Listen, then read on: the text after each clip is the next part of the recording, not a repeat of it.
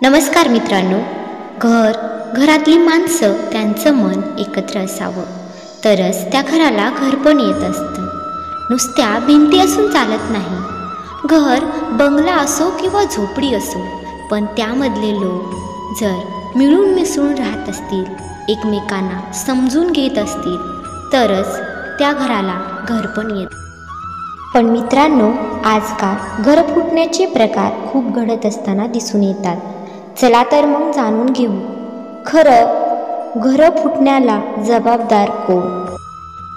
बहुतेक वेळा घर फुटण्याचे खापर स्त्रियांच्या माथी मारले जाते. कोणाचेही घर स्त्रियामुळे फुटत नाही, तर ते स्वार्थामुळे फुटत असते.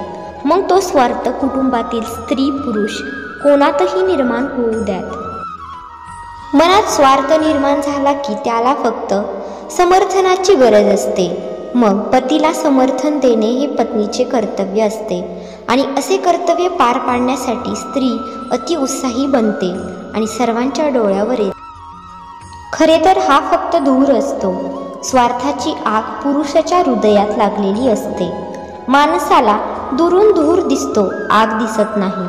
स्त्रीने कितीही प्रयत्न केला आणि घरातील पुरुष निस्वार्थी असला तर तिला घर कधीच फोडता येत नाही. कैकेयीच्या मनात स्वार्थ उत्पन्न झाला, पण दशरथ निस्वार्थी होते. त्यांनी जीवन संपवले, पण घर फुटू दिले नाही. वडिलांच्या आज्ञेनुसार काही चूक आणि दोष नसताना श्रीराम यांनी वचनासाठी विना तक्रार आनंदाने वनवास स्वीकारला. पण भरतानेही त्याच्या पादुका सिंहासनावर ठेवून सेवकाप्रमाणे राज्य सांभाळले, कारण हे सर्व पुरुष निस्वार्थी होते. कैकेयीच्या स्वार्थाचा आणि प्रयत्नाचा काहीही उपयोग झाला नाही. उलट तिलाच घरात एकत्र राहावे लागले आणि आयुष्यभर निंदा सहन करावी लागली.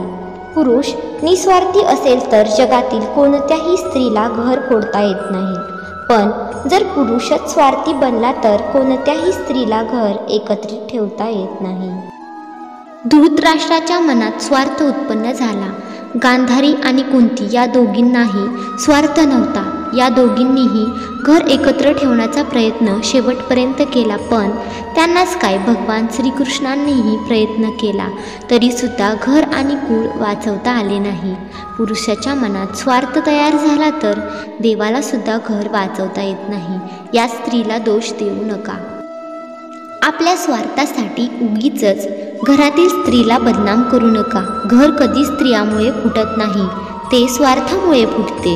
आपल्या घराचे घरपण हे स्त्रियांमुळे टिकून असते. ज्या घरातील पुरुष खंबीर व निस्वार्थी असेल तर त्याचे घर कधीही आणि कधीच तुटू शकत नाही, फुटू शकत नाही.